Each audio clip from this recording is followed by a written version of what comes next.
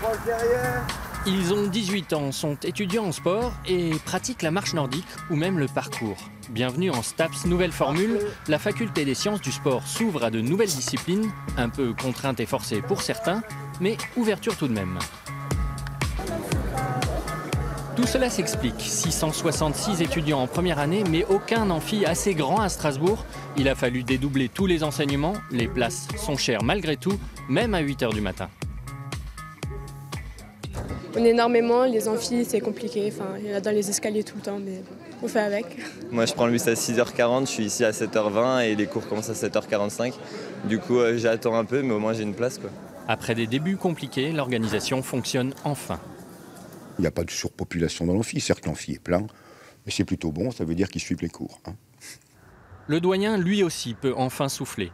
Il s'est battu contre le tirage au sort. Pour admettre tous les candidats, le ministère promet 1 500 € par étudiant en trop, ce qui a permis l'embauche de 4 enseignants et d'une gestionnaire de scolarité. Il y a 2 mois, le challenge paraissait impossible et au jour d'aujourd'hui, grâce à l'effort de tous et de chacun, tout étudiant qui a été accepté en première année de la faculté des sciences du sport peut disposer de moyens pour étudier d'une manière, on va dire, raisonnable. Mais un budget en hausse de 30 % ne fait pas tout. Plus d'heures de cours, des nouveaux enseignants à former, des salles et des installations sportives saturées.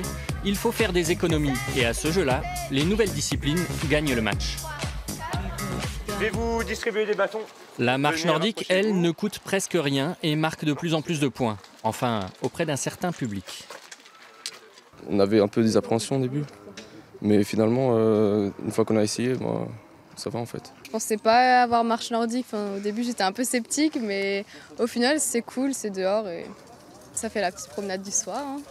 C'est pas super sexy, faut l'avouer, les jeunes, là, ils viennent, ils se disent oh mince, on va faire de la marche nordique, c'est un sport de seniors. Mais très rapidement, j'arrive à adapter les exercices pour qu'ils puissent y trouver du plaisir. J'augmente considérablement le rythme, j'essaie d'avoir une approche ludique, j'essaie de varier les entraînements. C'est avant tout une ouverture vers des pratiques porteuses d'emploi.